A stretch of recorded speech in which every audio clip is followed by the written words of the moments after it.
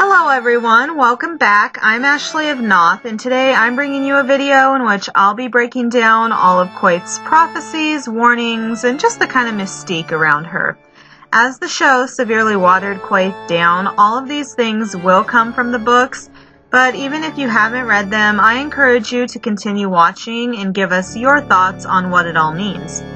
Quaithe's story is one of my favorite parts of the books, so without further ado, let's just get into it. As mentioned before, Quaithe is a book character who did make the show, albeit in an extremely minimized fashion. Quaithe is a shadowbinder who shields her true identity by wearing a mask 24/7.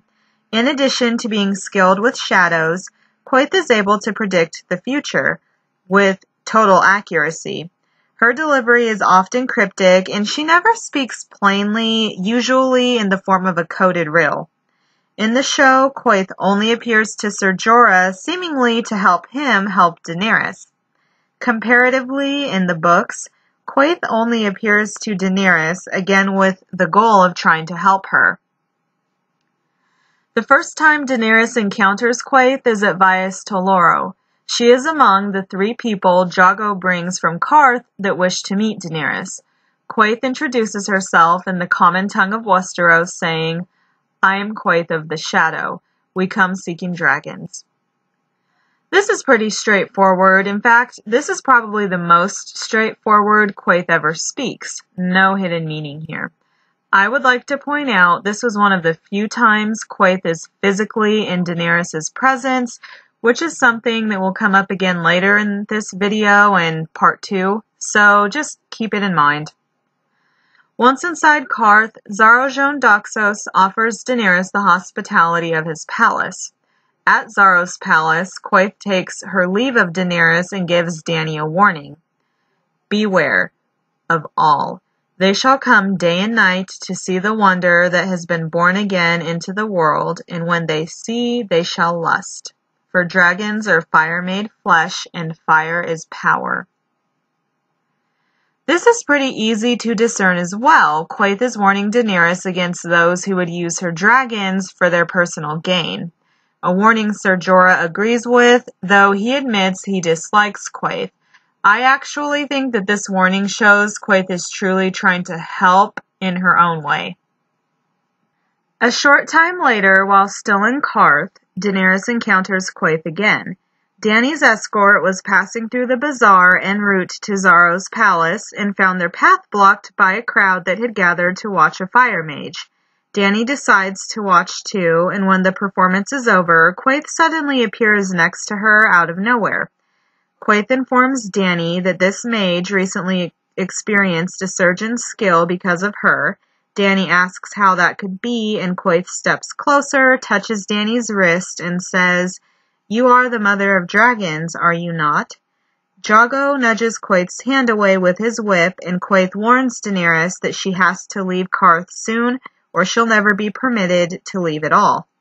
Dany notes that her wrist tingled where Quaithe had touched it, and here I'd like to take a pause.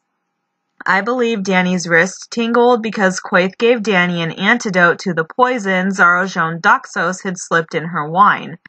Either Quaithe rubbed an antidote-laced ointment on Dany's wrist or pricked Dany with a needle coated with the antidote. However you slice the pie, I think Quaithe saved Daenerys, and by saying Dany would never be allowed to leave Quaithe, Quaithe meant Dany couldn't leave because she'd be dead. If you guys want a video about this failed assassination attempt, let me know. We can definitely get that done, but for now, just know that it happened. Dany asked Quaithe where she'd have Dany go, and Quaithe tells her, "To go north, you must journey south. To reach the west, you must go east. To go forward, you must go back, and to touch the light, you must pass beneath the shadow." Admittedly, this sounds like a whole lot of words used to say a whole lot of nothing. Every statement contradicts the statement before it. Daenerys does garner a bit of meaning from this, though, and takes pass beneath the shadow to mean she must go to Asshai. Quaithe does tell Dany if she goes to Asshai, she would gain truth, which is something she wasn't going to get in Quaithe. However, I'm not sure that's what Quaithe truly means by pass beneath the shadow. It's my belief that Quaithe just gave Dany a list of everything or everywhere she must go on her journey to where she's supposed to be in Westeros, which is the north. Daenerys having to go north is somewhat predictable in that her fate is intertwined with Jon Snow's, and they both have roles to play in the impending war for the Dawn. So it's not a surprise that with the fate of mankind at stake, Quaithe is trying to guide Dany to where she needs to be. In order to get there, though, Dany must make a few pit stops along the way. In my assessment, to go north, you must journey south means Daenerys will have to go to Dorne and make an alliance there. This was hinted at in A Dance with Dragons when Prince Quentyn Martell comes to Meereen to propose marriage to Daenerys and inform her of the secret pact that exists between their houses.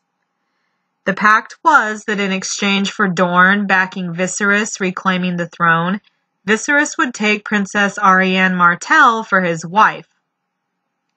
As Viserys is now dead, Prince Doran is extending that same support to Daenerys to back her claim in exchange for taking Prince Quentyn as her husband. Dorne is an invaluable ally as they are the only kingdom in Westeros with the military strength to defy the crown.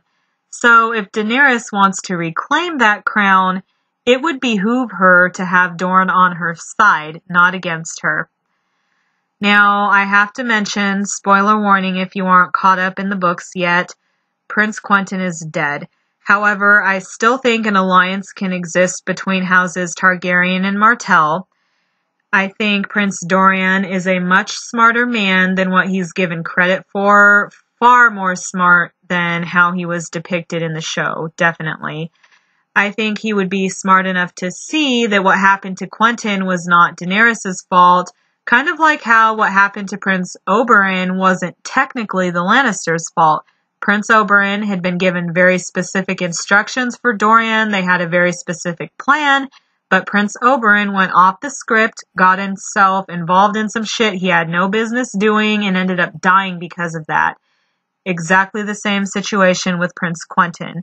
Again, I think Prince Doran is wise enough to see that, and he has his issues still with House Lannister, so an alliance, I think, can definitely still happen between Houses Martell and Targaryen. Also, there is a part in A Dance with Dragons after Prince Quentyn dies where Sir Barristan Selmy is thinking about wanting to take Prince Quentyn's body back to Dorne to give to Prince Doran. So I think that will be the end, and that's how we will see Daenerys go to Dorne. She'll make that alliance and then continue her way up to Dragonstone. Next, we have to reach the west, you must go east. To me, this referred to Daenerys having to spend more time on Essos before returning to Westeros.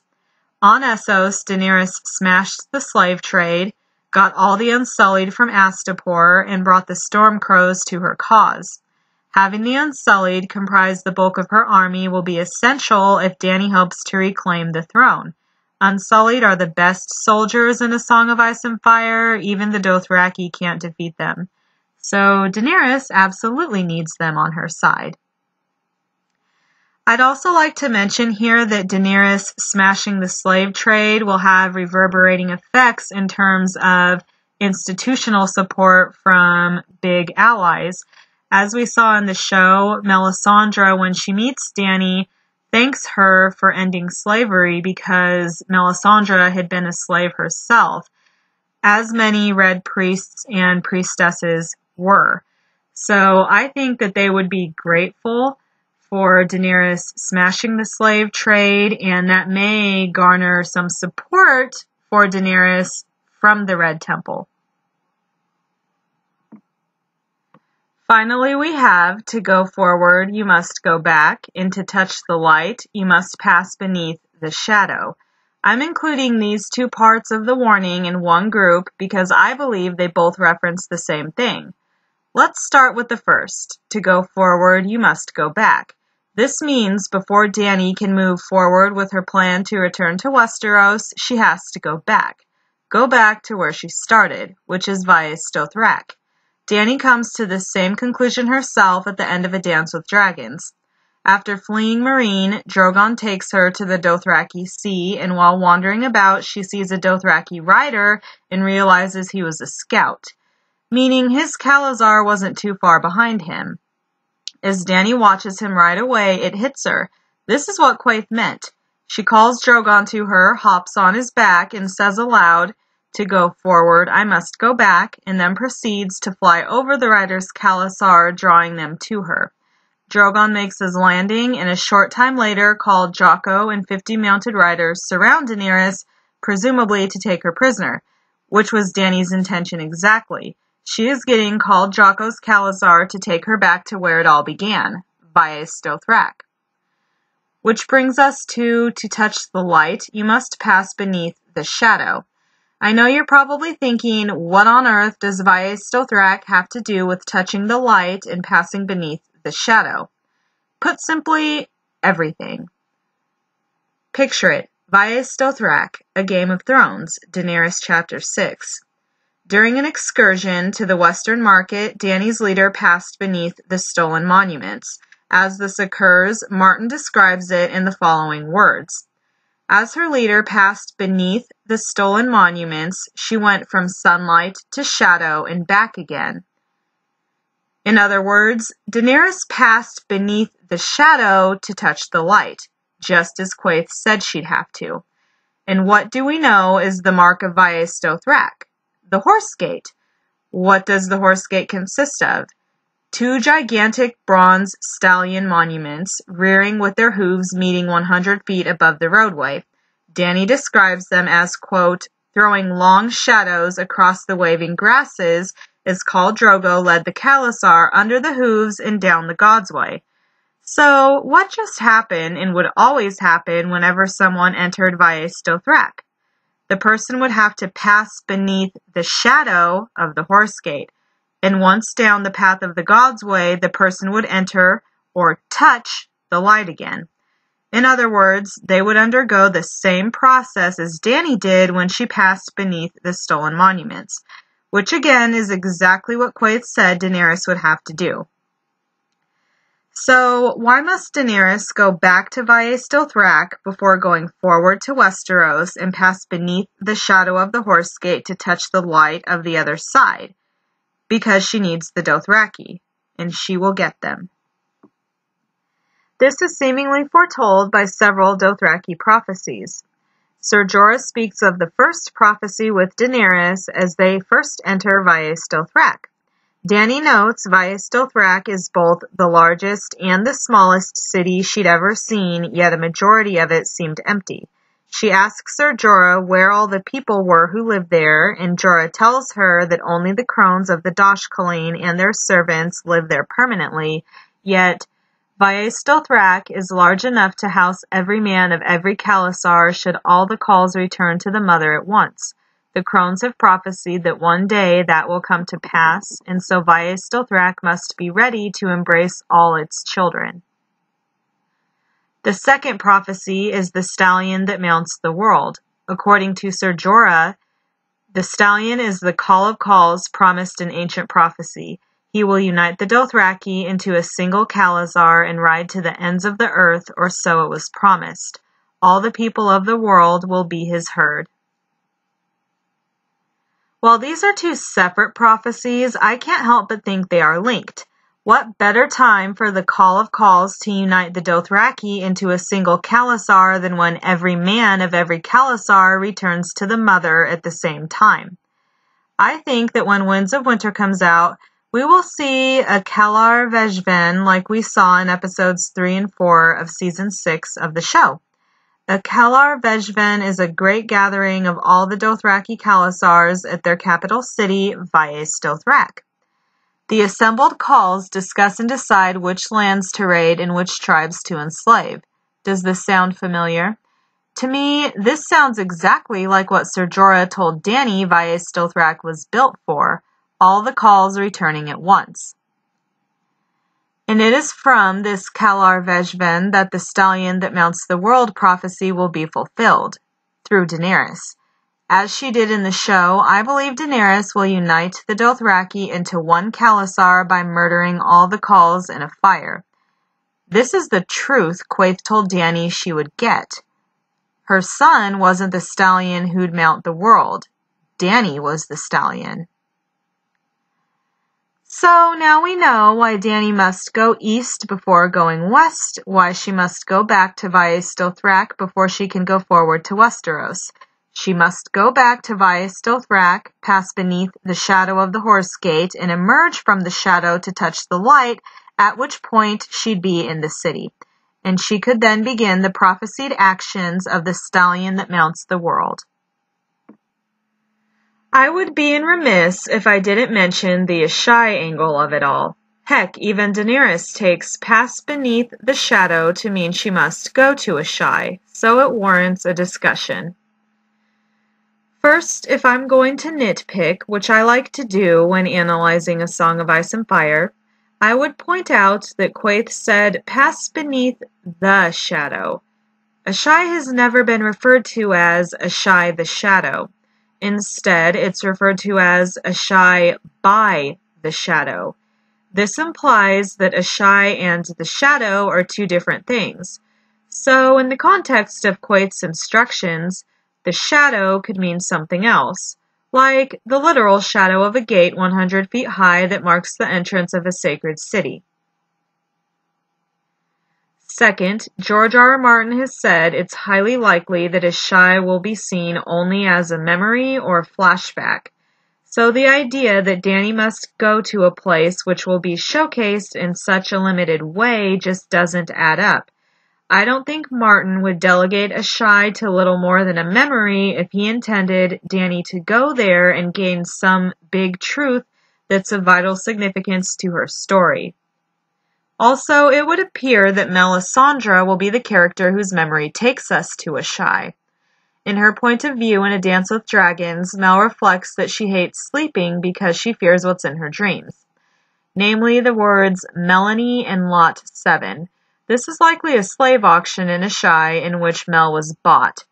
This makes much more sense for how we'll see Asshai. Daenerys encounters Quaithe next in a storm of swords.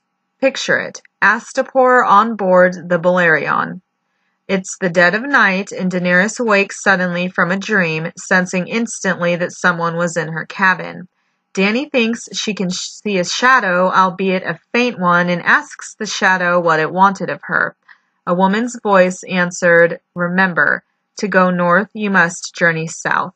To reach the west, you must go east. To go forward, you must go back, and to touch the light, you must pass beneath the shadow."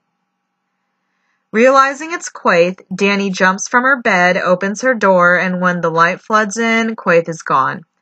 Now, what's significant about this isn't the warning itself, it's the timing the warning was delivered. It comes immediately following Dany's dream. I think we should examine the dream itself to better understand the significance of the timing. That night, she dreamt she was Rhaegar riding to the Trident, but she was mounted on a dragon, not a horse. When she saw the usurper's rebel host across the river, they were armored all in ice, but she bathed them in dragon fire, and they melted away like dew and turned the Trident into a torrent. Some small part of her knew that she was dreaming, but another part exulted. This is how it was meant to be. The other part was a nightmare, and I have only now awakened. That Quaithe appeared and gave the warning only after Dany had this specific dream and thought the dream was how it was meant to be speaks volumes. It suggests that Quaithe and Daenerys are of one accord. What occurred in the dream is what's supposed to happen. Quaithe is doing what she can to ensure Dany has everything she needs to serve her purpose. So, what exactly is her purpose and what's supposed to happen? Well, it's clear that Dany will be using at least one dragon to fight a battle. Dany thinks she is fighting Robert Baratheon's army, but she's not. Those soldiers were armed, quote, all in ice. Does this sound familiar? Dany is fighting the White Walkers, not Baratheon soldiers. Also, Dani thinks this is at the Trident. But how could she know what the Trident looks like when she's never been there? Dani didn't note there to be snow in her dream, but it's entirely possible that she dreamed a battle that has yet to take place beyond the wall. Or maybe this really was the Trident, and if the others breach the wall, they will make it that far south. Either way, the message is clear. Dani has a role to play in the long night, so she must get to Westeros at the right time. Quaithe is making sure that Daenerys is ready.